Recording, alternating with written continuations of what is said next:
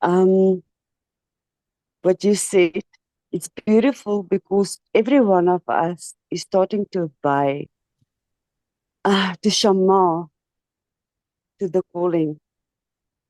And I've read in Proverbs, get wisdom, and with wisdom, you get understanding. And that wisdom to me is like when you obey, that's wisdom. To obey is to have wisdom. The fear And of when you Yahuwah is the obey, beginning of wisdom. yes. And then when you start to obey Him, then you get understanding. Yeah. And I feel that's the journey what we are on now, is Mm. starting to get understanding because we obey Him. We want to obey Him. Now He's working in us to understand it also. And each one that has whatever calendar, there are verses in the Bible that supports the calendar they follow. So are they obeying? Whether they understand the same as me or as somebody else, every calendar has a few verses that forms the basis of that calendar. And when people look at those verses and they follow that calendar, that is obedience. And when you obey what you see here to be correct, and I obey what I see to be correct, we are obeying. And Father's commitment to obedient children is beautiful. He will not leave us without the wisdom and the understanding that He promises. But we must also call upon Him and we must remind Him of His promises. If we fear Him, then wisdom should start with it. And if we have wisdom, then with that, like you said, comes understanding.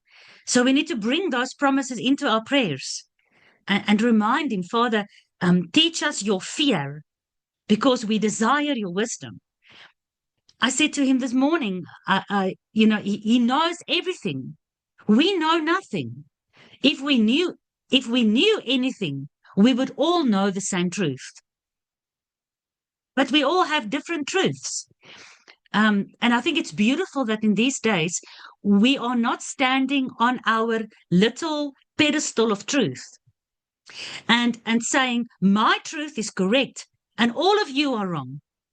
I don't see any of us doing that anymore. We used to do that in the beginning of our journey. Oh, I understand everything. You understand nothing. The way I do it is right. The way you do it is wrong. We have all been um, purified through the refiner's fire. Gert talked about this company or this group that's called the refiner's fire. We've got Malachi 3 today in our Torah portion, the refiner's fire. Hasn't Yahuwah put each one of us in our individual lives through some kind of refiner's fire where we were pushed off our little pedestal, where we thought we knew and understood and had wisdom? And He brought us low and humble on our knees and on our faces before Him. And now all of us know that we cannot claim any wisdom because only He has the wisdom. All we can claim is, Father, you said your thoughts are so much higher than our thoughts. I understand my thoughts are limited with what my eyes read, and I listen to all these different videos and I read all these people's explanations. But if it's not going to be your light that comes on in my brain, behind my eyes, that makes me read and see and understand your elevated thoughts, your perfect ways, even your perfect calendar. If it's not going to be you that reveals this to any of us, none of us can claim the truth. We can all endeavor and we can all push through and try to find it. But in that efforts we have, none of us must ever be found standing on a pedestal and criticizing anybody else who is on the same journey. So when we discuss these things, even when we discussed it with our fellow believers, when we had Pesach already last week, um, this year, not even looking at the moon because there's so many options of the moon. We just this year we just look at the sun equinox and we try to see the 360 days in a year and the 30 days in a month. Is this the right one? I don't know, because at the end of 360 days, I might not find the next equinox. And then what then? But as we are discussing this, we are all saying, we know this might not be the right one, but we don't know what the right one is. And all of us are in the same boat. As long as we can be in the boat where Yeshua is, even if we are trying to walk on the stormy waters, we are going to fall down. We all need to get in the same boat with Yeshua. And he has not revealed to all of us the truth, because then there would not be 15 different calendars. But the fact that we are lenient and patient and loving with one another, even if we say the name different, even if we calculate the days different, there's a unity under the disciples that is starting to form, that I think is maybe what Father's intention was, to get or to push all of us off our little pedestals and putting us in one boat where we all have to look up to him for the one truth that is out there. And I think that is the sooner we can get all in being echad. He prayed in John 17, Father, make them echad, like you and I are echad. Once we are echad, no matter the dates, I think that's the point where in these end days journey that we are on, that is Ruach is finally going to reveal the word, and it's going to jump up into our consciousness, and the light is going to shine, and we're going to say, oh, there it is. We are all together in this. We are all one. Not like in 2020. We are all together in this. We must all go and stand in line. No, our echadness is to reverse the damage we did to Yahuwah. Yahuwah says in Ezekiel 36, I'm going to gather you again out of every tribe, nation, and tongue. I'll give you a new heart. I'll give you my spirit so that you can follow my ways and obey my voice. But he says, I'm not doing it for you because you have defiled my Torah. You have blasphemed my name amongst the nations in which I have scattered you. So I'm not doing this for you. I'm doing this for the glory of my name. I will gather you. I'll give you one new heart. I'll make you one new man. I'll give you one spirit in your heart, and you will all follow me in one way. And that's why Yeshua taught us to pray, Father, our Father in heaven, hallowed be your name. And because your name was blasphemed by me amongst the Gentiles where I live, I need to now glorify your name amongst the Gentiles where I live, so that your kingdom can come, so that your will can be done as it is in heaven. We look up, we don't know how to calculate the heavens. As it is in heaven, so it's going to be on earth. I don't know when. All I know is if we become one in our love for our neighbor more than ourselves, and that builds our love to Yahuwah with all our heart. When that happens, he can give us that promise of the new heart and his new spirit, which is like the new moon. There's nothing new about the new moon. It's just renewed. It's the same moon with new light on it. He was going to give us that spirit of his that's going to pull us all in this one boat, where finally we can be echad, and we can be the called out ones that call upon his name in unity. Okay, so if there's no other comments, sorry, we went on to a tantrum again about the calendar. Some people can say they're so tired to hear about the calendar. But I think the calendar is one of the things that's causing people to study the Bible more seriously now than ever before. So I think the calendar is a beautiful tool in Yahuwah's hand to try to pull us all together back to his word. All right, guys, welcome to all of you. Let me say hello to Chrissy, to Dina. We've greeted Elsabe and Gert. Joannette have said good morning. Mariska said good morning. Mariska, your hair looks beautiful this morning, by the way. Marty, good morning to you. Miana, long time no see in here. Tannie Petru, hello. Pamela, hello. Rose Violet said good morning. Susanna said good morning. Thelma said good morning. Yolanda, good morning. To all of you, Shabbat Shalom.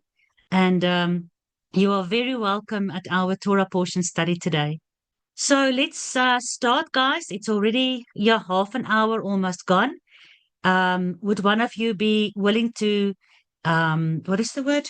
Volunteer to open for us in prayer. Volunteer to open for us in prayer so we can start, please.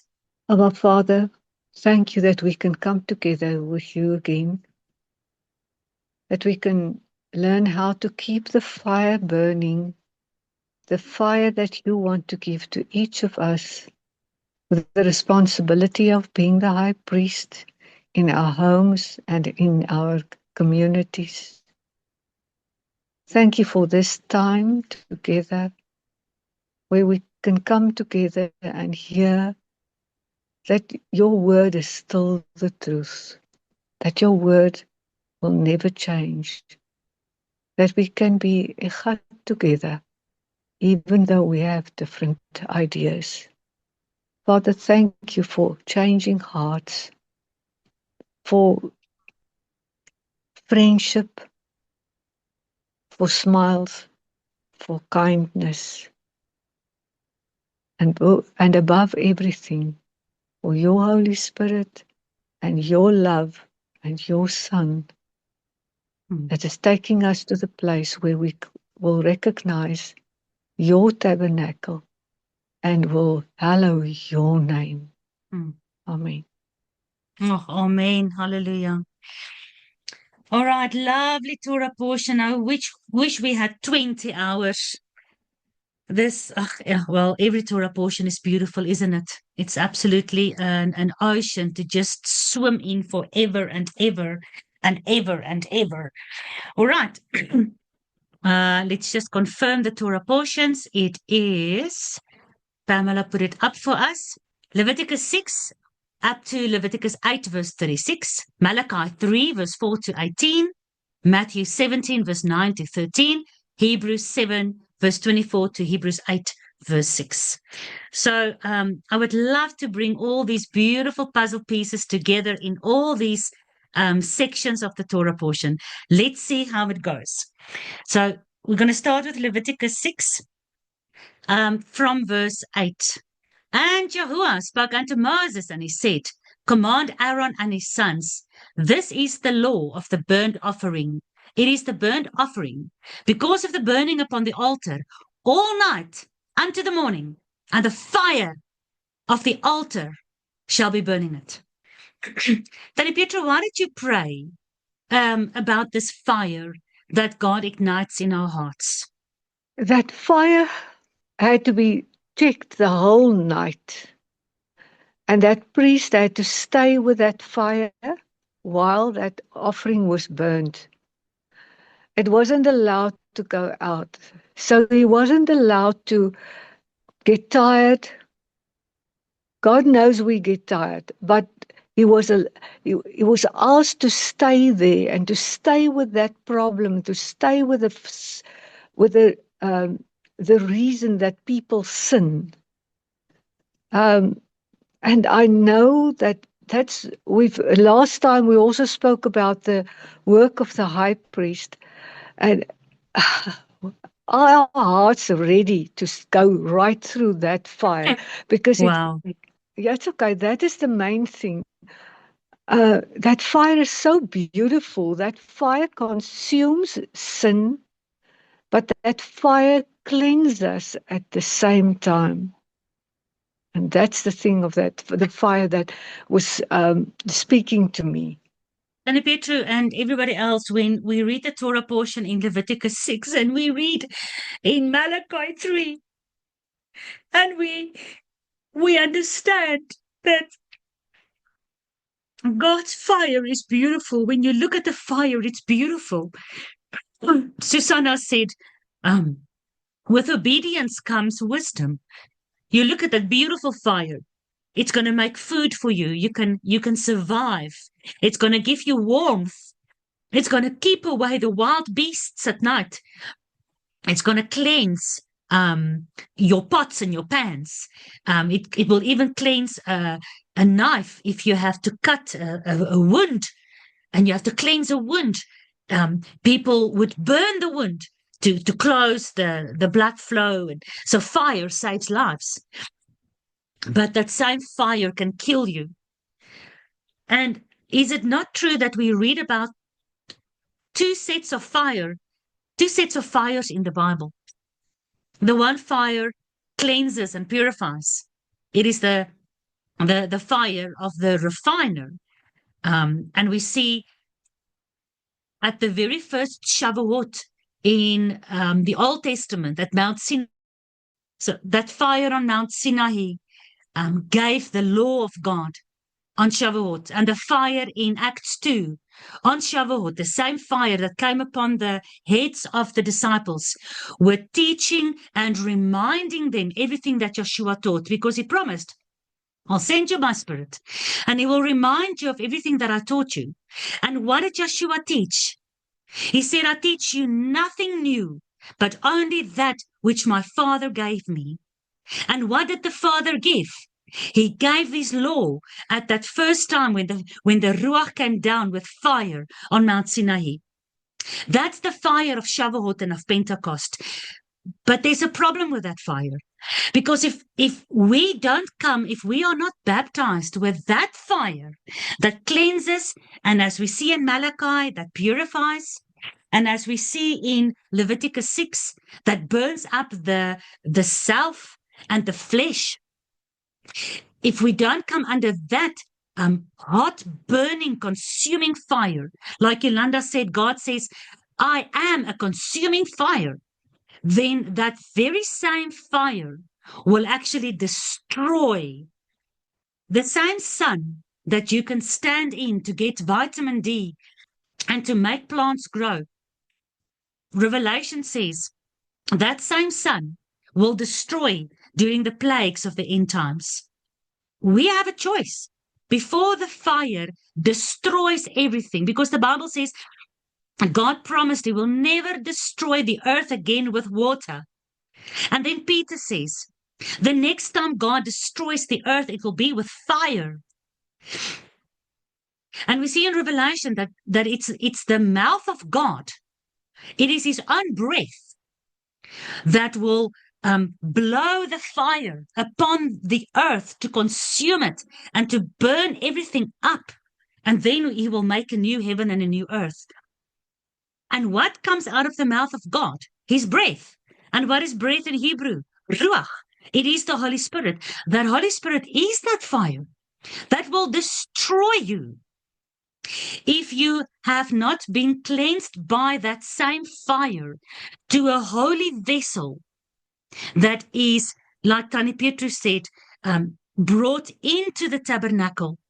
Discover the tabernacle. Serve in the tabernacle for the glory of Yahuwah. So it is a scary thing, this fire. People always have the saying, don't play with fire. And like Susanna said, we need to fear Yahuwah. We don't play with him. Although we love him, he's our father, I'm his child, he's the bridegroom, I'm the bride.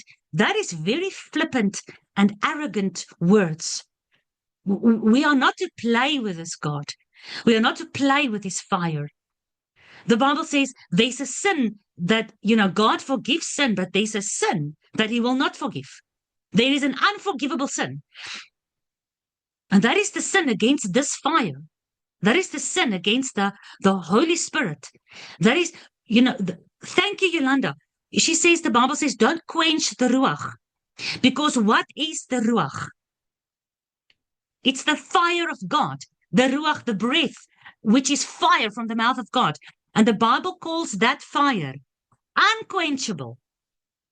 Doesn't Doesn't the Bible say the unquenchable fire will burn everything to dust until there is nothing left? And then God will create the new heaven and the new earth. So to try and quench this fire is the unforgivable sin. And to try and play with this fire, to try to make of this fire what it is not. Because this fire of God is not His ruach that burns in your heart, that tells you you can live a lawless, sinful life against the Torah commandments of God, and you will be safe and you'll have your ticket to heaven. That is a sin. That's a blasphemy against the ruach. That God says, I'll put my ruach in your heart, and your heart upon which I've written my Torah will love me with all of it, and you will obey my commandments because you love me. That ruach is not to be played with. That ruach is not to be blasphemed by this church system in the world, where they give attributes to that ruach, and they say they can see that you are slain in the Spirit, or they can see that the Holy Spirit is upon you when you speak in a strange, unknown language that cannot be interpreted, that nobody knows what you are saying, and you are falling backwards on your back, not even on your face, before God in fear, to give attributes of such a spirit that condones lawlessness under the guise of grace and freedom from law. To attribute the ruach of the Almighty God with those attributes is blasphemy against the Holy Spirit. That is calling Kundalini the holy ruach of Yahuwah. And we are not to play with this fire, because I'm going to share my screen. Let's have a look at this fire. We already know from what I've shared this far that this fire is what proceeds from the mouth of God. This fire is the unquenchable fire of Yahuwah. And to try to quench this fire, to try to quench what God started at Shavuot, at Mount Sinai, when He gave His law through His mouth, through His ruach, and the voice of God gave His law. Not only that, He wrote His law with His finger, not once, but twice, to try to change what God's ruach did at Shavuot into some kind of a New Testament, Holy Spirit, Christian movement is blasphemy. Because the fire and the ruach of Acts 2 has not changed a jot or a tittle from the fire and the ruach in the book of Exodus. And if we look at Leviticus 6 verse 9, this is the law of the burnt offering. It is the burnt offering because the burning upon the altar all night unto the morning, and the fire of the altar shall burn it. And I have to ask you, where does this fire come from? Is it a man-made fire? Is this movement of the Holy Spirit and fire? Like John said, he that comes after me will not baptize you with water. He'll baptize you with fire and the ruach. Is this fire and this ruach a man-made religion? Or is this fire and this ruach from another source? How was this fire started on the altar where this Leviticus 6 verse 9 burnt offering had to be sacrificed? Who knows? It was started by God Himself. Are you sure? Is that in the Bible? Yes. Okay, you are right. We have to look at what the Bible says, because the system that is following a Holy Spirit, which is set apart, there are many Holy Spirits. There are many set apart spirits, but not all of them are set apart to Yahuwah. There's only one spirit that is set apart to Yahuwah. And that spirit will not speak differently than the mouth from which it proceeds. But there are many other set-apart spirits that are set apart to focus on a specific job they have to do. And we read about these set-apart spirits all throughout the Bible. And that's why God's set-apart spirit, the only way to discern through all these set-apart spirits is the word. Because the Spirit will not go against the word. And how do we know this? This Spirit comes from God himself. Tannie Petrus says she knows it's in the Bible. She knows the word says this ruach, this burning breath, this fiery breath comes from God. She has read it. It is written in Scripture. Because the movement that claims that the Spirit that leads them towards lawlessness, freedom, and grace from law, where Paul says, we are not under the law, but under grace. And then Paul continues to say, will the grace now give us lenience to break the law? Paul says no. So the ruach that's telling the church, yes, that movement is a ruach that is not proceeding from God. And they cannot give scriptural evidence for that ruach's leading, because that ruach is not leading them according to scripture. Yeshua says, not one jot or tittle of my Father's word and voice and ruach will change. If you love my Father, you must keep his commandments. If you keep his commandments and you teach others to do so, you are the greatest in the kingdom of heaven. And Joshua says, you will be next to me in the kingdom of heaven.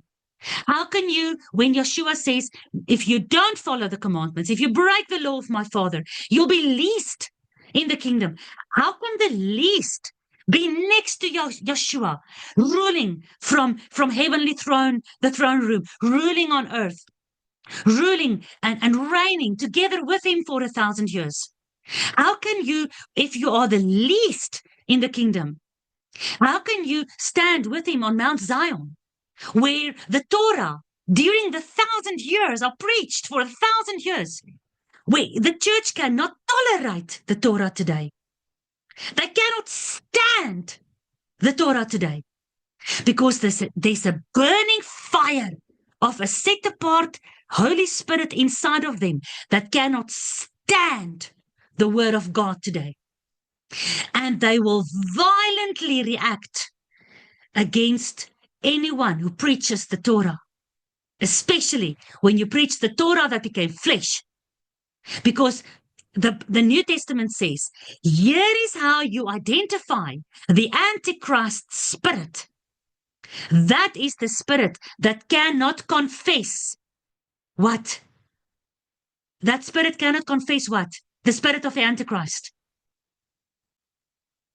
That Yeshua is the word. He is That the Torah. That Yeshua came in the Flesh. in the flesh. And if Yeshua is the Torah that became flesh, as John 1 verse 1 and the rest of the Bible says, then the Antichrist, Holy Spirit of the Kundalini, do what's right in your own eyes, spirit movement of fire where you fall backwards and you brabble in languages and you do what's right in you and your pastor's eyes, and then that spirit of lawlessness cannot stand when the Torah that became flesh is preached. And that is what the children that is led by the voice, the breath of God does. We confess, we testify the same confession, the same testimony. It's all the law and all the prophets and all the disciples and all the apostles does. We are echad, although we've got different calendars, remember we said, but we are in echad in our confession. We have the testimony of this ruach and this word of God that became flesh. The New Testament calls people like that saints. What is a saint? Ooh, A saint. No, a saint is a sanctified one. Tannie Pietru, how do we get sanctified? By the fire of God. By the fire of God. Everything that must be used in God's service must be sanctified by fire, must be cleansed and purified.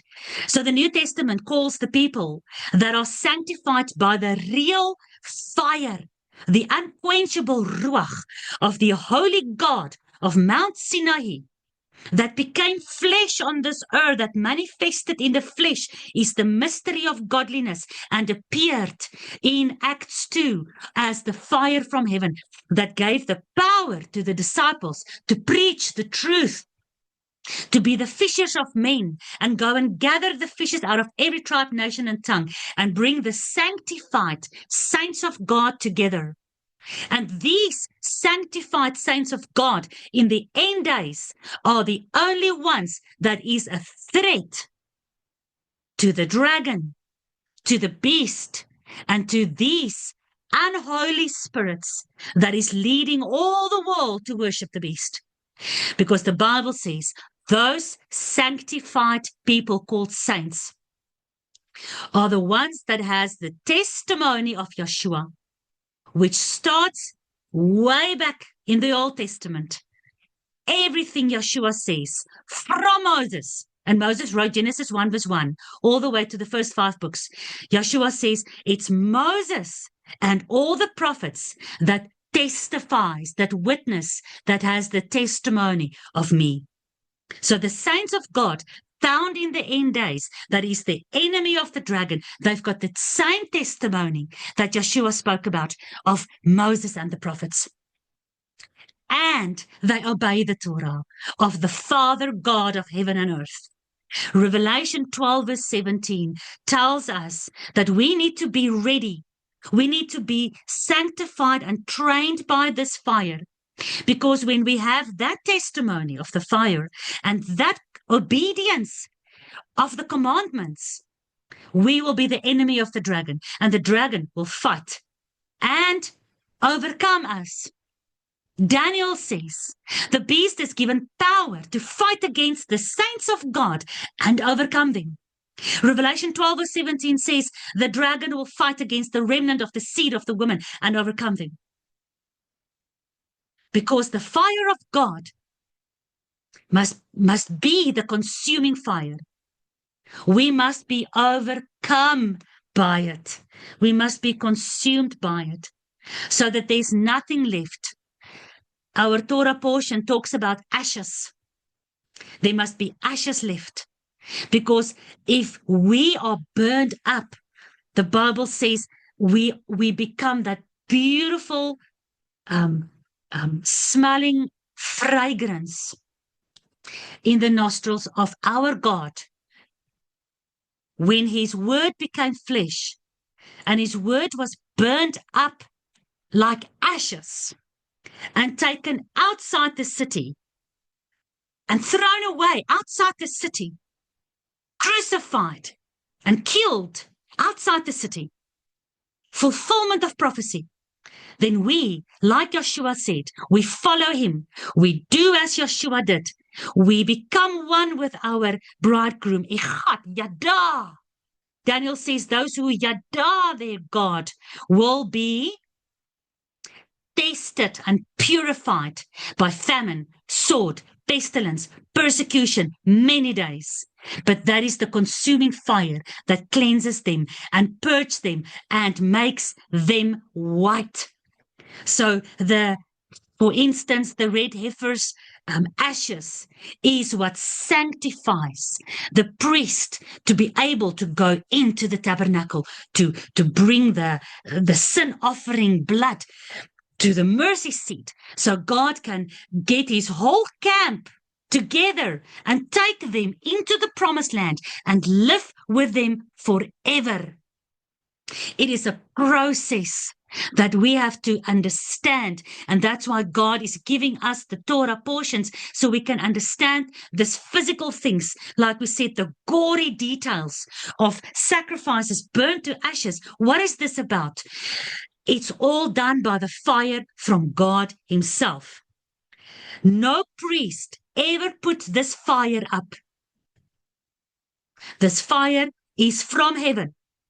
May your name be glorified. May your kingdom come. May your will be done, as in heaven, so on earth. So this fire came from heaven. And Tannie Petrus says she testifies of this fire because she saw it with her own eyes in scripture.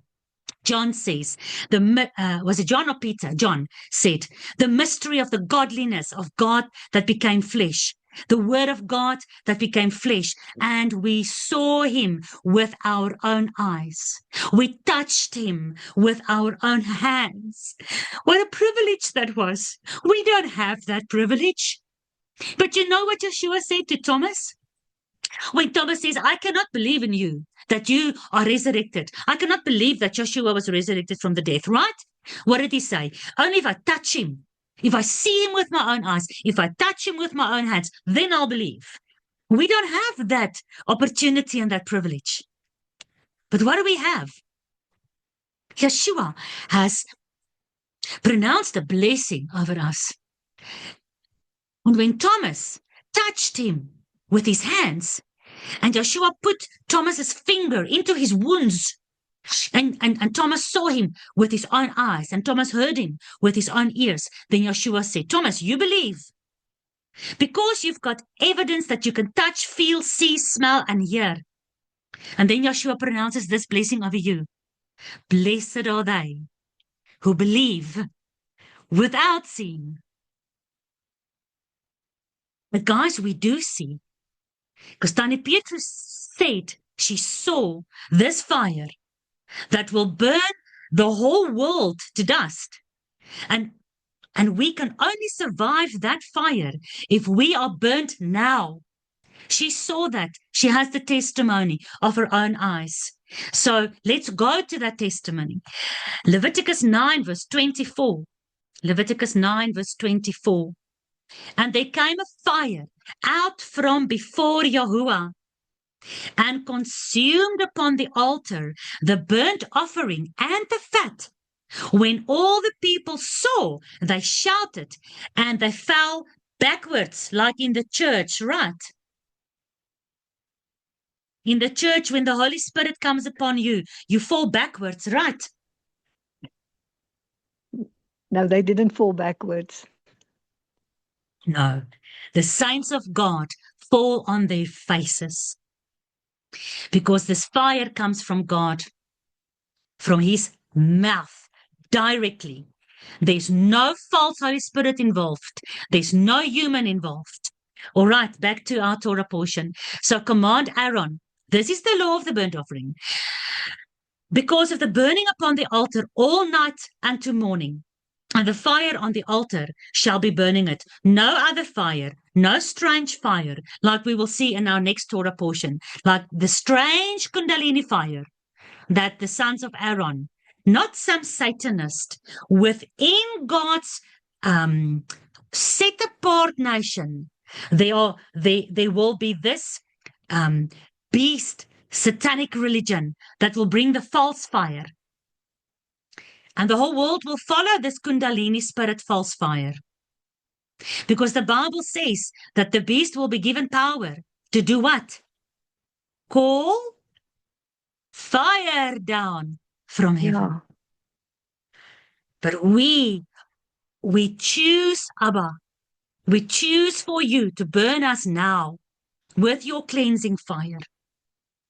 To burn your name upon our foreheads, to burn your beautiful Torah on our hearts with your very own finger, to break our stony hearts like you broke the first set of commandments, like you broke your son Yeshua, so that when he comes again, he is the Lion from the tribe of Judah.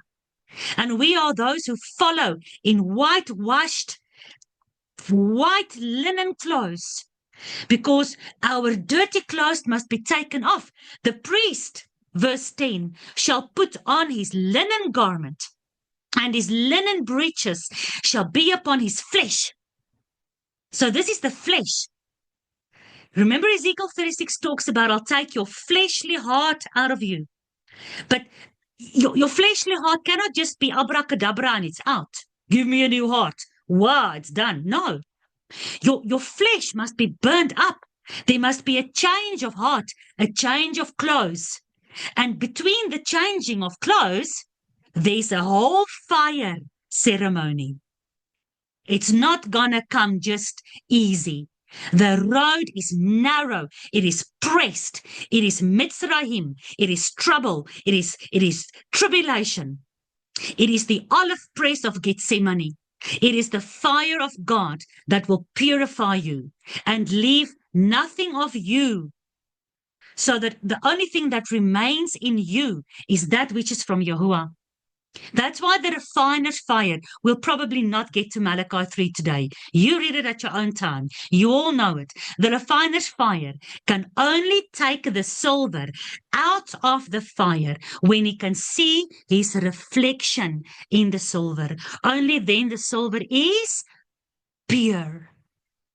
So between the silver being dirty and defiled and becoming pure, there's a fire procedure.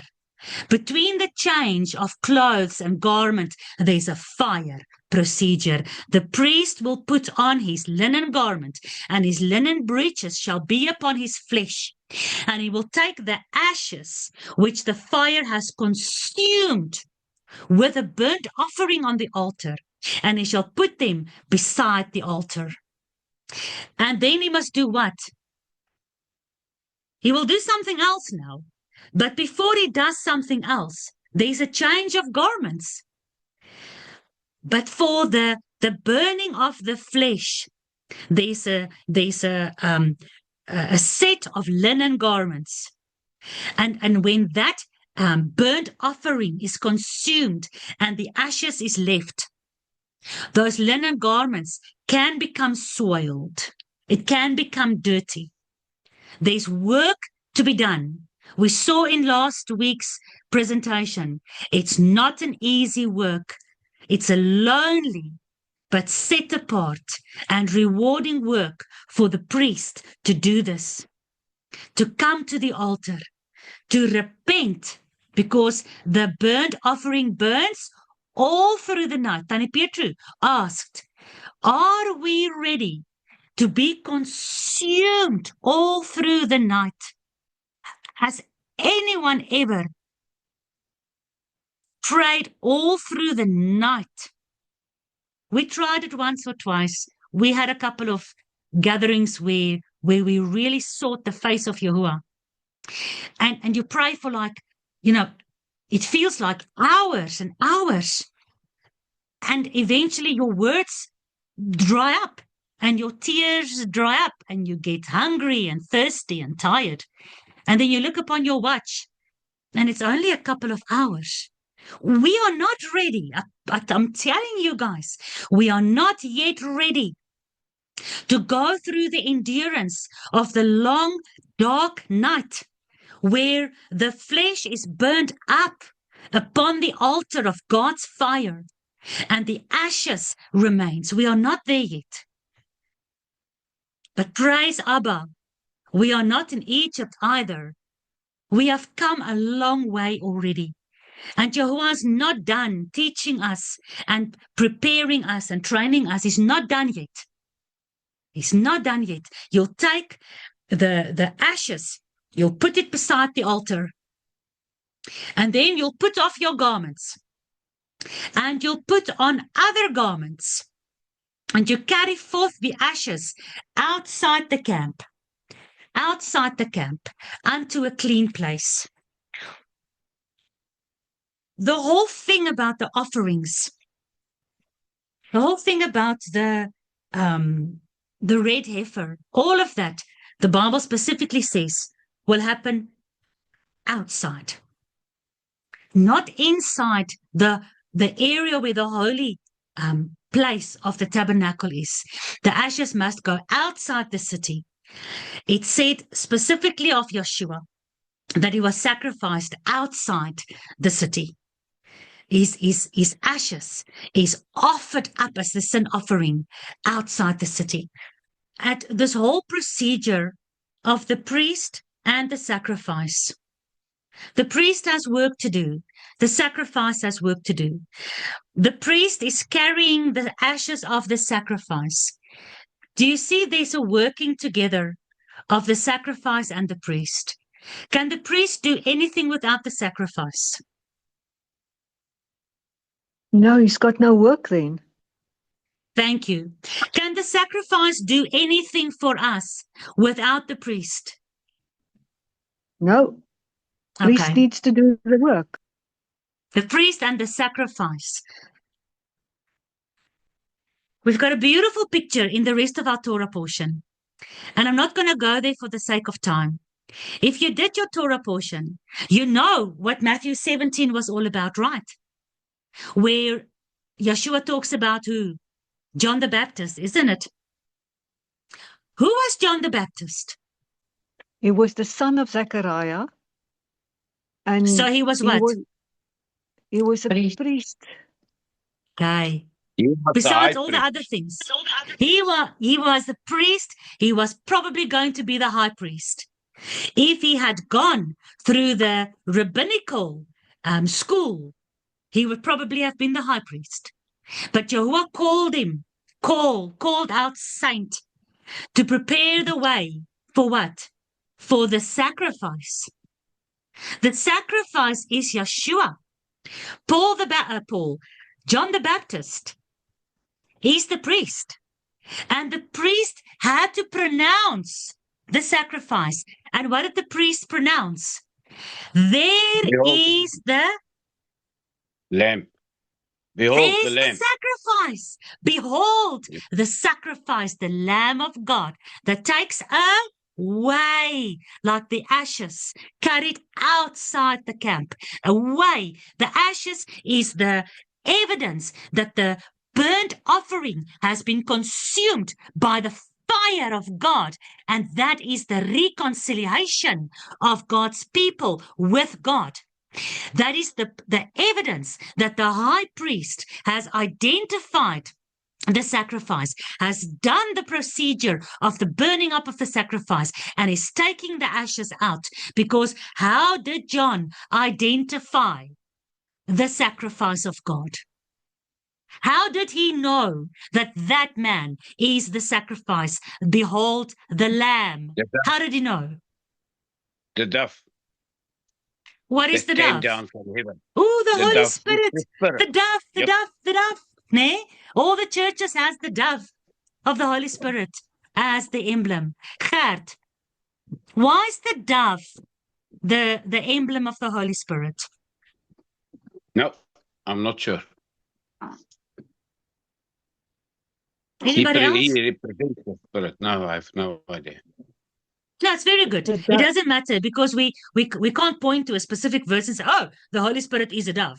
You know, why did Yahuwah decide to identify the Holy Spirit with the dove? Because we just spent the last hour to see the Holy Spirit is fire from the mouth of God. Yolanda? I think it's maybe because a dove focus on his bride, his the female dove, and nothing can distract him from her. Okay, that's beautiful. And And that's dove- good. The dove that brought back the olive leaf when Noah sent out the dove. So why? How can that be proof that the dove represents the Holy Spirit? I think that's my understanding. I can be wrong, but the scripture says it is like a dove ascending or descending on him. It's not to say it is a dove, but it's the way that the dove does it. That's how they compare the spirit of it. That's true. So it wasn't maybe a physical dove, it was something that looked like a dove. But still, the comparison is there. Tannie Pietro, continue. How can one thing in the Bible, like Noah sending out a dove to find whether there are trees and the water has descended, how do you bring that together, that the Holy Spirit is now compared to that dove of Noah?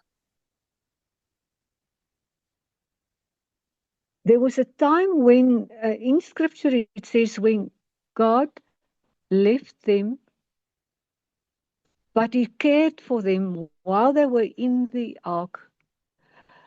But then He sent back the dove. The dove was there, and He sent out the dove, and the dove came back. God will never leave us without His Spirit. It's Okay, beautiful that's not what the you whole say. answer.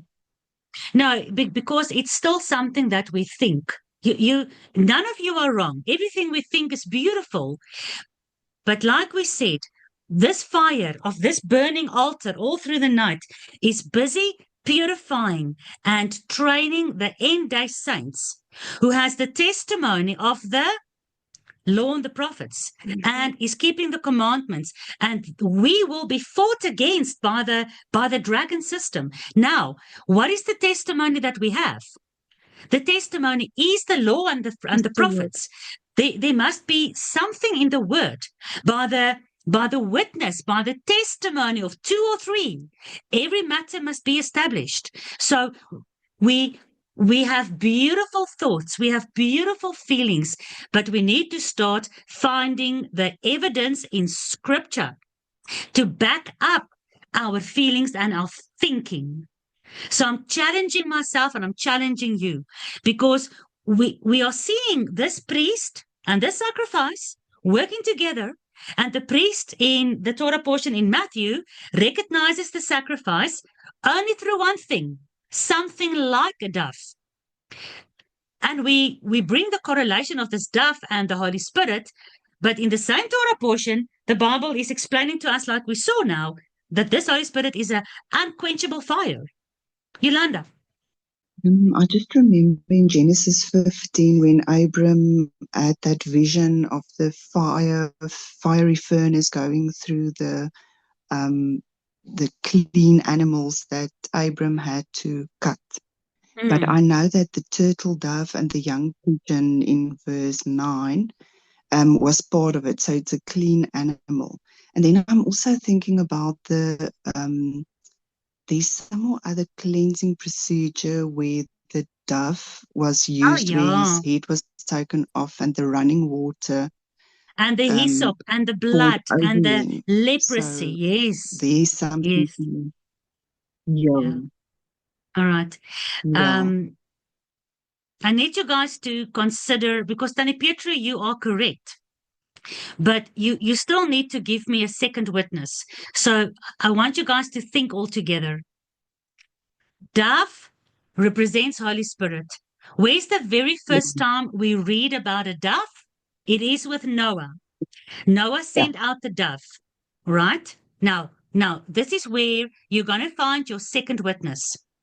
Number 1, where did Noah send the dove out to? Elsabe? So, speaking on the dove for Noah, the dove actually brought back a message from the Father saying that there's now food for him. So it was the purpose of the dove that I'm seeing there. It was a message to Noah to say, it's fine, you can now open up the ark. So in the context for the purpose, that's how I could see that the dove can be coming from Father. That's beautiful. That's beautiful. Very good. Very good. Everything you guys are saying is true and it's beautiful. Yolanda? He sent the dove out over the waters. Okay, and stop. That Okay. represents nations. So Wait. Wait, just there. He sent it. Yolanda, stay with me. Don't go away. Come back. yeah. Okay. Say again. Noah sent the dove out over the waters, ocean. Okay. The, Stop. yeah. Stop. Stop. Where's Yeah, your second witness? The dove was sent over the water. Where's the first time? Where's the very first time where you read something that is creation? Yeah. Yes. Genesis 1. The Spirit of God that was hovering over the earth. And the earth was void. void. Water. And the earth was filled with? Water. The Ah, deep. do you see that now? This is how we establish by 2 or 3 witnesses the truth that we believe and think of. God's Spirit hovered over the earth. Was there life? No. Where it's breaking No, up. there was no life. The Spirit was hovering over the water. And then God started creating. So when the Spirit was flying, hovering like a dove all over the water, there was no life yet. The first time that Noah sent the dove out over the water, there was no life. Yeshua's first coming, he did not. That's why the Jews don't believe in him. Because the first time he came, he did not gather the nation of Israel back into one. He did not establish them in the land. He did not bring life back to the dead covenant, to the whoring wife who had to drink the bitter cup. All those flooding of prophecy now comes in. But the second time that Noah sent the dove out again over this water, what did the dove find? Olive leaf. Yeah, olive leaf that represents the 12 tribes, I think. And So life. from all the trees and all the plants that this hovering dove that is like the Ruach finds over a world that has been destroyed, the only plant out of the millions of plants there are, he came back, like Gert said, with an olive branch. All right, give me a second witness about the olive branch. Gert, why did you say 12 tribes? I believe the olive represents the 12 tribes. Why? That because they can withstand the flood. No, They that's can what you. withstand No. him. No. Give me a witness from Scripture. I know everything we're thinking. It's all beautiful, but we need to start establish by 2 or 3 witnesses. We've got the testimony of the witnesses. We've got the testimony of Yeshua. We need to start using the testimony, and the testimony is written. So think about it, Gert. You are almost there. Where do we have the witness that says the olive branch will be brought back through the Ruach by this sacrifice that is identified by the Ruach that will reconcile by his second coming the 12 tribes into one nation and take them into the promised land? What is your second witness? You're almost there. Isn't it the prediction of Messiah coming through Yesai's stump that is also referred to as the olive tree? The olive tree is the only one that can, after 2,000 years, reproduce a new sprout or whatever that comes up. And it was said about Yesai, David's father, that through him, the Messiah, the Savior, will come. That represents Israel also. Yes, that will represent Israel also. Okay, your scriptural reference is already telling us that the olive tree is representing the house of David, the house of Judah, the house of our king. And this house was cut off. I mean, David is no longer sitting on the throne, but God made a covenantal promise that from this cut off stump of Jesse will come a branch. And that's why Yeshua was called the Nazarene, Yeshua from Nazareth. Netzrim means branch, but not an oak tree or a rose tree, an olive tree. All right. So you are correct there.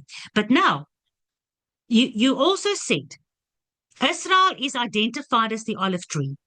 Do you or anybody else? There was a couple of hands. You guys can just speak up. Can you give me a witness, a second witness, to prove that Israel is the olive tree? Romans 11, Mara. Thank you. What does Romans 11 say about the olive tree? Jeremiah. We are grafted in. The wild olive is grafted into the olive tree.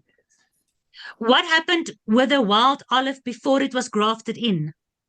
No, tell us, please. I'm not sure. Okay, just think about it. If you bring a wild olive branch and you want to graft it into the natural olive tree, where do you go fetch it? It's cut off from its original tree and then grafted And what is the in original tree? Is it wild the, or wi- natural? the wild. You cut And it where off do you from go? to the Into to the the to, wilderness. Wilderness. yes. So the Holy Spirit, the dove goes out upon the nations, because Yolanda said it. In Revelation, it says the nation, the sea, because I stood upon the sand of the sea, and I saw the beast rise up out of the ocean, and the whore of Babylon sits upon the waters of the ocean. And then the angel says to John, I'll tell you now what the waters represent. It represents many nations, tribes, and tongues. Where is the wild olive branches of Israel scattered into all the waters, all the nations, tribes, and tongues? So God said to his people that survived the destruction of earth through this water, he says to Noah knows he has to send out the clean animal, the dove, to go look for life, signs of life. And what is a sign of life? It is the olive branch that must be fetched out there over the waters and brought back to the ark, back to the tree, back to the Ark of the Covenant, back into covenant, to be in the tree, to be grafted back into the tree with Abram, Isaac, Jacob, David, Jesse. That tree is the tree of life. That tree is Yeshua. And only the sanctified saints of God who keep his Torah will have access to this tree of life. And that comes from the New Testament, Revelation 22, verse 14. Because they will walk through one of 12 doors, because the olive branch represents the house of Israel that is reconciled with the house of Judah, that is echad in one boat. 12 disciples in one boat with their Messiah going across the waters where he calmed the storm. There's a storm coming. There'll be a separation of those who are burnt clean by the fire and those who are burnt up by the fire. But that fire is the Ruach. And that fire looks like a dove. It goes and search. God says, the Bible says, God searches all over the world for those that he can bring back into his covenant. So the Ruach is searching for the olive branches to bring back so it can be grafted back into the natural olive tree. And the tree can be one tree, one baptism, one God, one faith. And we all are one in one God. Shema Israel, Yahuwah is one. Yeshua says, the Father and I, we are one. And the working together of Matthew 17, where Yeshua says, you know whom John the Baptist is. Yes, we see from the evidence in Scripture, his lineage is that of the high priest. And Yeshua did not choose to be legitimized by the Sanhedrin or by the rabbis or the Pharisees or the Sadducees. No, he went into the wilderness. Where was John the Baptist found? In the wilderness. I am a voice that cries in the wilderness, because God must gather his people from the wild olive branches back to the natural. And we go out to John the Baptist, and we are baptized by water of, what does John say? I baptize you with the water of repentance. It's only through repentance of the burning of Leviticus 6 sacrifice that we can be burnt pure and clean and have a change of garments. Take off the dirty garments. Be dressed in the white garments. But there's a process of fire. And Daniel 11 and Malachi 3 says that is God's fire. That same little dove that we all love so much. Oh, the Holy Spirit's like a dove, dove, dove. That is the burning fire. Don't play with that dove. Don't blaspheme that dove. Don't make of that dove a little white bird, like Gert said. It's like a dove. And the job of that dove is to go fetch the olive branch, so that legally this ruach that showed John the Baptist, the priest, who is the sacrifice, and they're working together, that ruach identifies the process, the legal process. God does not work outside of his legal commandments. There needs to be, the wages of sin is death. There needs to be death and ashes before there can be restoration and reconciliation and life. Therefore, there will be a total destruction by fire in the end days, as there was a total destruction of water in the times of Noah. Yeshua says the end will be as in the times of Noah. There must be a total destruction. So what can happen? Genesis 1 verse 1 can happen all over again. When everything is destroyed, Malachi says, the gates of Jerusalem will be opened. And we will walk out upon the ashes of everything that was burned up. And God will create, like he did in Genesis 1 verse 1, a new heaven and a new earth. And then the ruach, like a dove, will fly over this water and bring the olive branches back into this new Jerusalem. And we will live with our God. He'll be our God. We'll be his people, sanctified, purified, because we understand the priest and the sacrifice system that our Messiah had to go through, that our Messiah witnessed of who John was. And like we said, the priest can do nothing without the sacrifice. There's a beautiful thing that John the Baptist said about Yeshua, the sacrifice. He said, "Behold the Lamb of God." And John was big, you know. Everyone went out to John to be baptized. Everyone. The Roman soldiers, the Pharisees, all the people, all the leaders, rich and poor. John had a huge following. He had many disciples. He was big. He was massive. I mean, he was the fulfillment of the prophecy in Isaiah about the voice in the wilderness. He was Elijah. Like the Ruach is as a dove, John the Baptist is as Elijah. It was even said that he had the garments and the belt of Elijah. He came in the spirit of Elijah. And Malachi 4 says, Elijah will come before the great and burning day of Yahuwah to do what? Reconcile fathers back to children and children back to the fathers. So the reconciliation of John the Baptist must bring the children back to the fathers of Abraham, Isaac, and Jacob, back to the olive tree. But this priest, John the Baptist, said the following: I am nothing. John 3, verse 33. He must increase. I must decrease. So the priest that takes Leviticus 6 sacrifice, and he is decreasing the sacrifice on the fire. He's burning the sacrifice up on the fire. Of this whole huge animal, there's only a handful of ash left.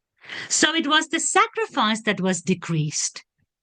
But a real priest, the real priest, John and you and I, who are called to royal priestly servanthood, we recognize the greatness of this sacrifice.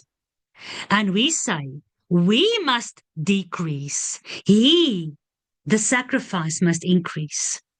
Because when he was lifted up, the sacrifice, he will draw all men unto him, Yeshua said.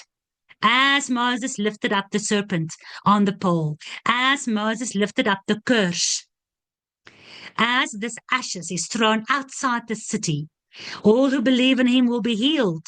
And God said to Moses, all who believe in Yeshua will be saved. All who believe in him. The brother of Yeshua says, your faith, your belief without works is dead. So your belief is salted with obedience. And this sacrifice is increased after he died. And he has been glorified to the position of our high priest. The rest of our Torah portion is what? Hebrews. That explains to us that this is the sacrifice, yet the sacrifice himself is the high priest. So John the Baptist said, I'm nothing. I decrease, the sacrifice increase, because the sacrifice is the high priest. Only the real Melech HaTzadik, the righteous king, only the Melech Tzaddik high priest can bring the perfect offering. And there is no perfect offering, Hebrews says, but Yeshua himself, the high priest himself, is the burnt offering. Simultaneously, he's doing both works, but he is teaching us to see the work that we do through John the Baptist, the high priest, that Yeshua chose to announce him to the world as the sin offering of the world. So Leviticus 6 says, we continue with verse 12, and the fire upon the altar shall be burning it. It shall not be put out. And the priest shall burn wood on it every morning, and lay the burnt offering in order upon it, and shall burn thereon the fat of the peace offering. The fire shall ever be burning upon the altar. It shall never go out. The same fire that God gave on Mount Sinai can never go out and be replaced by some new fire in a New Testament church, in a new movement, where the doctrine and the teaching and the witness and the unction, or the when the Holy Spirit is convincing you, all that, in this process of the fire burning continually, there's not one instance where this fire can change. It's the same fire of Mount Sinai that's burning on the heads of the disciples, and that's burning in the hearts of those who choose to follow this fire. And that's why Yolanda even brought the connection of the dove that wasn't cut in half in Genesis 15, where God, as a burning torch and an oven that was burning with fire, himself walked on the red bloody carpet between the cut carcasses, making the covenant for Abraham and for himself. And he himself had to carry the penalty of those cut carcasses, because him as the fire walked that bloody road.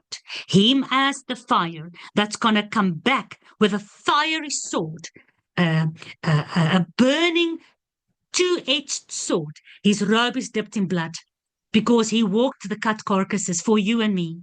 That is the fire. That is the blood. That is the priest. That is the Holy Spirit. That is the word of God. That's the covenant of God. And God says, I'll give you a renewed covenant. What changed in this entire process where the fire burned all through the night, never to be put off? What changed? The fire? The covenant? What changed? What is the only thing that changes every morning?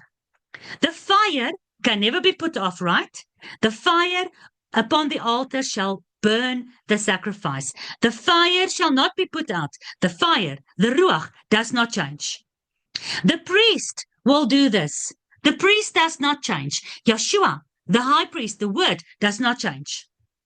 He will burn wood on it every morning and lay the burnt offering upon it every morning. What changes? The offering, the sacrifice. The sacrifice changes. Not the high priest, not the fire, not the tabernacle, not the altar. Nothing changes, only the sacrifice. By the mercy of God, I plead with you, give yourselves as a living sacrifice, acceptable to Yahuwah. Then you will know what the good and the acceptable and the perfect will of God is. And this is the law of the meat offering in Leviticus 6 verse 14. The sons of Aaron shall offer it before Yahuwah, before the altar. And he shall take a handful of flour of the meat offering and oil and frankincense, which is upon the meat offering, and shall burn it upon the altar for a sweet savour, even a memorial, testimony, witness unto Yahuwah.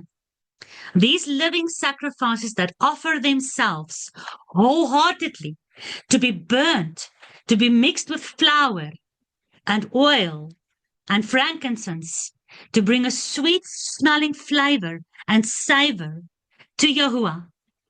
That is the highest sacrifice any person can make towards Yahuwah. And it will never be in vain, because we have to bring Revelation in context with Leviticus, where the angel who is standing at service before the presence of God and burns the frankincense and the incense upon the incense altar, he lets the smoke from the frankincense together with all the prayers of the saints, not other people, but the sanctified ones. Sanctified by what? By fire. Sanctified by what? By the Ruach. And the Ruach changes? No, it doesn't. The same Ruach that sanctifies us brings forth those prayers. Paul says when we don't know what to pray, the Ruach will come and help us. And the angel offers the prayers together with the smoke from the incense before God as a sweet smelling fragrance. And this process is a unquenchable fire. It's an unchanging process. Yeshua changed nothing in the New Testament because it's the same fire, it's the same ark, it's the same tabernacle, it's the same everything. Yeshua says, don't say I came to change anything. I came to change nothing. I came to show you what Leviticus means. I came to fulfill for you, to bring fullness of understanding of what Genesis 1 means, of what Genesis 9 with Noah, what it means. I came to bring the light, so that in the light of the eternal, unquenchable fire, you can read the word and you can get this understanding, so that you can have the testimony of your understanding in the end days, together with your obedience. And yes, it's going to cost you to carry in with me, to carry my yoke. But Yeshua says, my yoke is not heavy, it is not burdensome. And when you give up your life for my name's sake, you will save it. Sure. Well, it's just amazing. I just want to share two cross references, which I found very valuable. If you look at Malachi 3 verse 6, it says, for I am Yotevave, I shall not change, and you, O sons of Jacob, shall not come to an end. And then Hebrews 7 verse 24, it says, but actually from verse 23, and indeed those that became priests were many, because they were prevented by death from continuing. But he, because he remains forever, has an unchangeable priesthood. And then if I go to Zechariah 3, it's all about where Yeshua was put in clean robes as the high priest. Zechariah 3, verse 3 to 5. Read it for us. Okay. And Yeshua was dressed in filthy garments, and he was standing before the messenger. And he answered and spoke to those who sat before him, saying, remove the filthy garments from him. And to him he said, see, I have removed your guilt from you, and shall put costly robes on you. And I said, let them put a clean turban on his head. Then they put a clean turban on his head, and they put garments on him. And the messenger of Yotevave stood by, and the messenger of Yotevave witnessed to Yeshua, saying, Are you still there, Thelma? yeah, must I continue reading? Just Thus maybe said finish with Yotevave- verse 7. Yeah, thus said Yotevave of hosts, if you walk in my ways, and if you guard my duty, then you shall also rule my house, and also guard my courts, and I shall give you access among those stumbling here, these stumbling here. Okay, go for verse 8. Go for verse 8. Okay. Now listen, Yeshua the high priest, you and your companions who sit before you, for they are men of symbol. For look, I am bringing forth my servant, the branch. Sure. Yeah. All See right. the study. Yeah, that's amazing. It's just amazing. I cannot even comprehend the way everything just ties in together all over the world, the word. And this is what I'm trying to teach you guys. This is what it means when Revelation says the saints of God in the end days has the testimony of Yeshua. Without Leviticus 6, we cannot understand Zechariah 3. But now we see Leviticus 6, we see Zechariah 3. Now we understand Malachi 3. And if we understand Malachi 3, we can understand Matthew 17. And if we can understand Matthew 17, we can understand Hebrews 9. Paul says we must be ready in season and out of season to give a witness, to give evidence. Sometimes you might feel I'm hard on you when I ask you questions and you answer me what you think and what you feel, and I'm telling you no. Because Paul says you must have evidence for your faith. You must have evidence for what you believe in. Salma, you just said the most beautiful thing. You cannot believe how all these things build upon one another and create this huge big picture. And it's not like you have to know Zechariah 3 verse 6 says blah, blah, blah. You don't have to know the whole Bible out of your head. There are many people in the church system, and there are many Jews out there today that can recite verse after verse after verse. Yeshua says, do not be like them who stand on the corners of the streets, and they want to show and prove to you how holy they are by reciting long prayers and many idle words. Because the testimony of the saints in the end days will know that the Ruach and the Word of God is unchanging from Leviticus to Zechariah, to Daniel, to Malachi, to Matthew, Mark, Luke, John, Hebrews, Revelation, Galatians, Ephesians, all the words of Paul. It's an unchanging priesthood. It's an unchanging fire. Continual burning. It's an unchanging ruach from Genesis 1 to Genesis 6 to Genesis 15 to Matthew, where Matthew, Mark, Luke, and John, where John saw the ruach as a dove. It's unchanging. The Bible, God gives us 2 or 300 witnesses. We can give more than 2 or 3 witnesses for the faith that we have. We can have the testimony of Yeshua through the law and the prophets, just like he said. And we've got the wisdom and the understanding because we want to be given as a continual burnt living sacrifice where even us are brought into the holy place past the sevenfold menorah of the sevenfold ruach, past the table of showbread.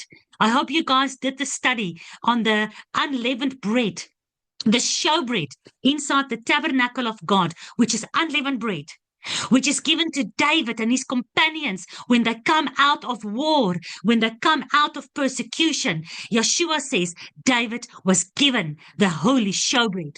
out of the tabernacle, which was meant for the priest only. And we are brought through that to the altar of incense. We are burned up as a living sacrifice. And our high priest changes our clothing. Revelation 22 verse 14 says in a new translation, it says, blessed are those whose clothes is washed white, so that they can enter one of the 12 gates into the New Jerusalem and eat from the tree of life. And that new translation means exactly the same as the old translation that says, blessed are those who obey the Torah. Because that's how we wash our clothes white. Because the Torah says, if you break the Torah, you die. But if you repent, the Torah will bring you salvation through the blood of the sacrifice. So you trust your priest. You bring your sacrifice. You do your repentance. You watch this process. You become part of this process. You are changed. Not the priest, not the fire, not the altar. We are changed. When we, with an unveiled face, read the Torah, 2 Corinthians 3, we are changed from glory to glory, evermore into the image of our living Torah. Amen. Amen. Tannie Peter, please go ahead. Mada, in 1984, I was walking down Velskoen Street, and there was a prayer that came into my heart. I didn't pray it for myself. That said, Father, please remove the religion from me. And I can now see how religion colored my eyes and the way I saw the word. And I can just say, thank you, Father, for every day relieving me from the thoughts that I had and the thoughts that I was born into and the thoughts that was pressed into me through my young life, and that He is changing it so that I can change to become what He wants me to become. It's still a process, but it's a process of cleansing, absolute cleansing.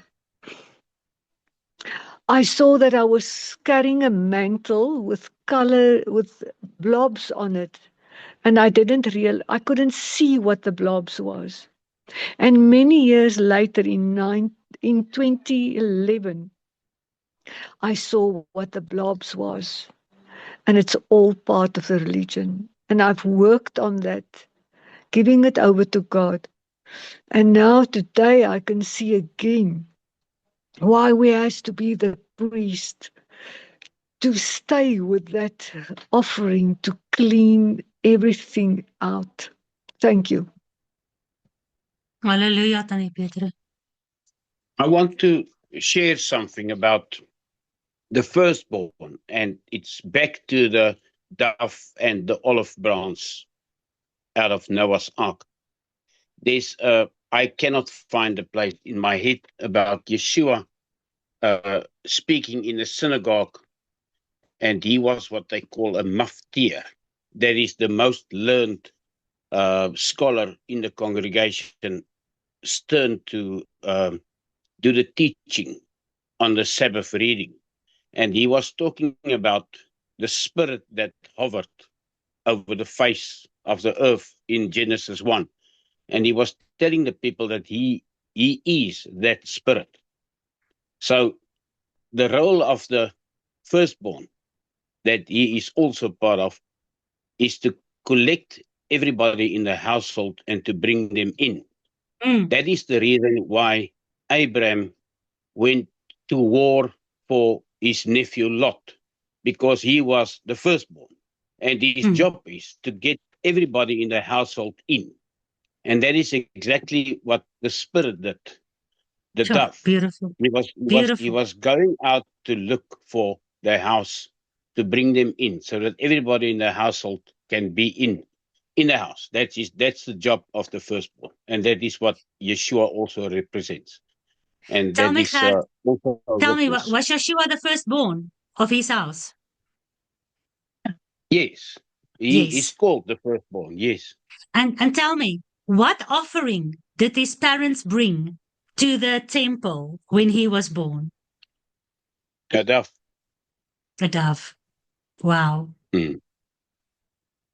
Beautiful. Sure, that's amazing. Thank you. Mada, I Yes. also found another connection, I think, regarding the dove. So Genesis 8, verse, where is it done? When the dove came back, it says that, I highlighted the whole time and now it's gone. It says that the dove came back in the evening to Noah. And when you compare that to Genesis 1 verse 5, and it says, and there came to be evening, and there came to be morning, the first day. So it's like the first day. The first day again, after the dove came back to Noah. Wow. What does that mean for you? It's a new beginning. Yes. Why is it a new beginning? Look at the Mhm. previous verse. Shemini Atzeret. Guys, look at the verse. And he stayed yet another 7 days. And again he sent forth the Yes. dove, the dove out of the ark. Okay, Yeah. go ahead. Sorry? Yes. Yeah, so Genesis 8 verse 10 says, and he waited yet another 7 days. Yeah.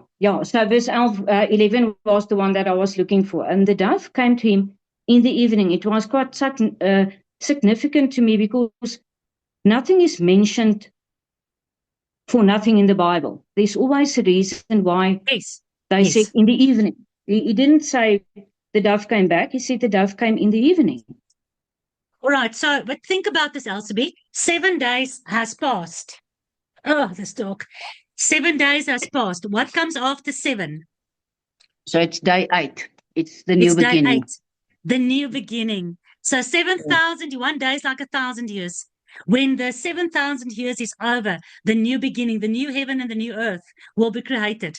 And eternity, number 8, is unbroken. Eternity starts.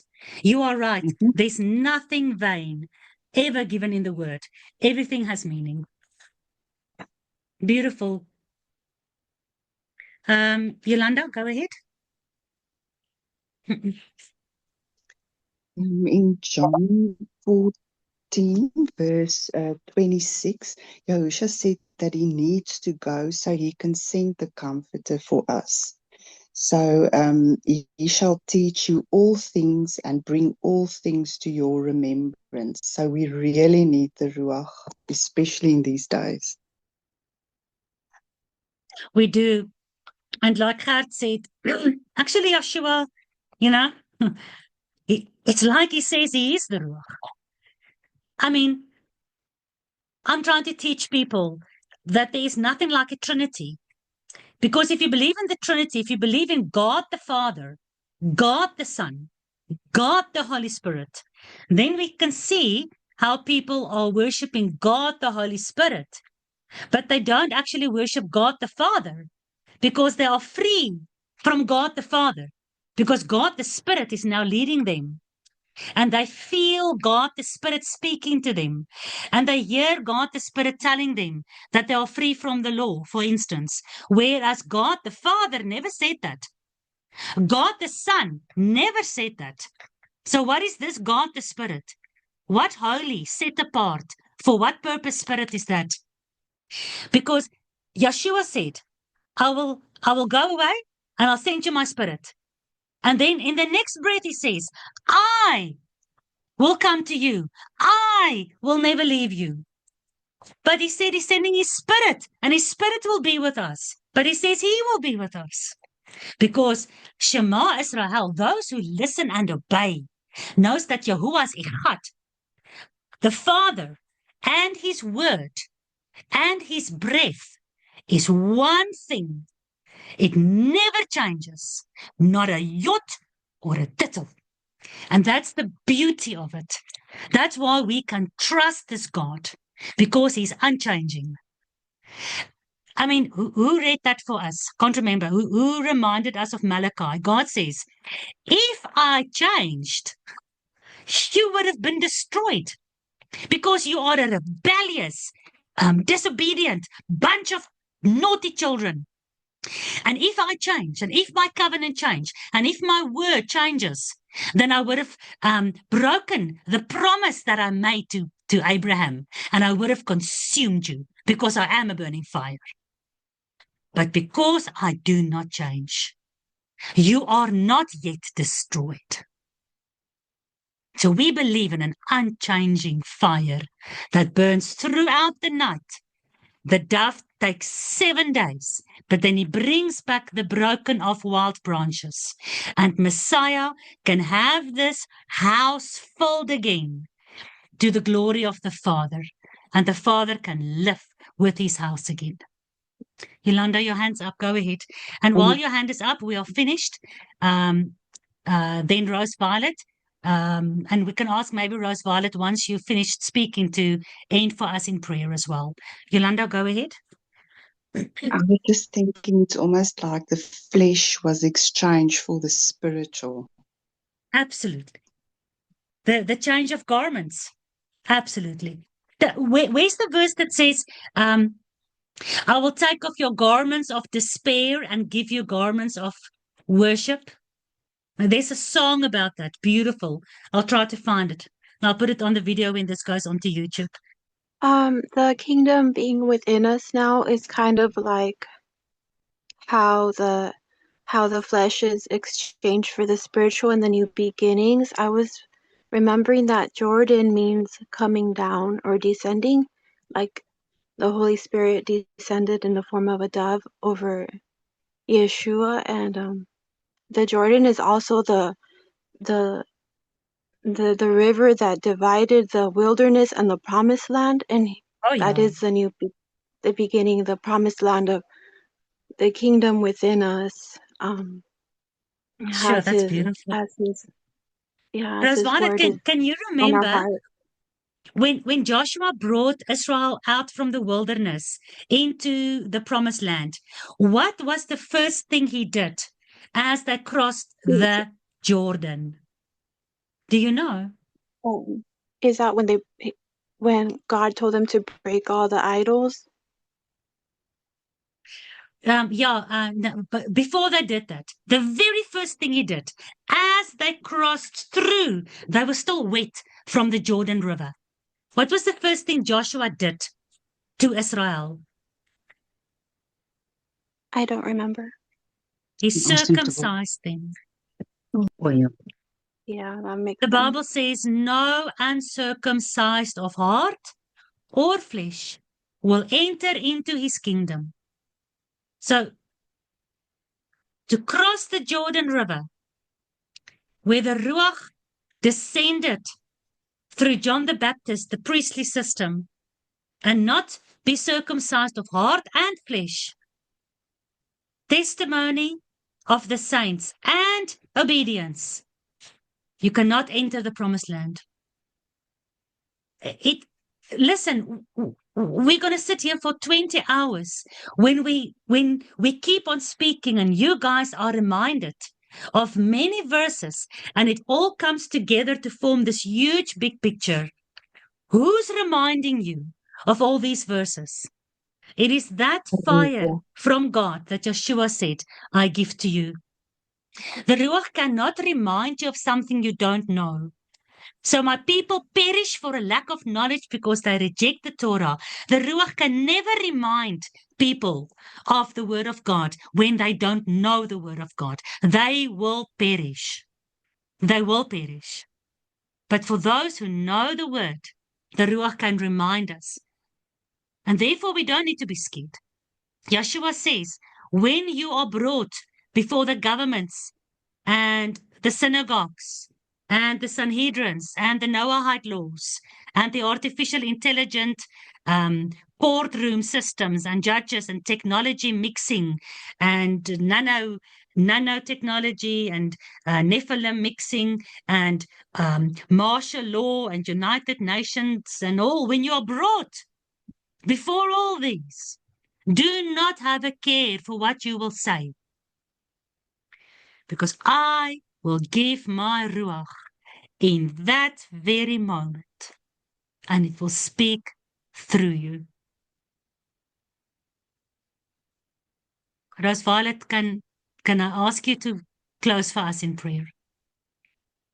Yes. Father, thank you for this gathering. Father, thank you for everybody that attended this gathering and for putting your word in our hearts and bringing it to remembrance and tying it all together as a group. Father, I pray that we accept the fire that's in our life that is meant to refine us, but that we go forward with a repentant heart and a circumcised heart, because that's the only way that we are tried by the fire and come out as silver, Father God. And I ask for a peaceful and introspective Shabbat for my brothers and sisters, and that your Ruah convict us and teach us and guide us. In Yeshua's mighty name, amen. Amen, amen, amen. Hallelujah, praise Yahweh. Amen. Amen. Thank you, Mada, and everybody. Shabbat Shalom. Shabbat Shalom. Shalom. Shabbat Shalom. Shabbat Shalom. Almal van julle. Shabbat Have a good shalom. weekend. Bye. Bye, Dina. Shabbat shalom. Elsie, Bye. Pietru, Samuel, Thelma, Bye-bye. Kat, Shabbat Shalom. Joannette, Mariska, Miana, Pietru, Yolanda, Susanna, Pamela. Shabbat Shalom, everyone.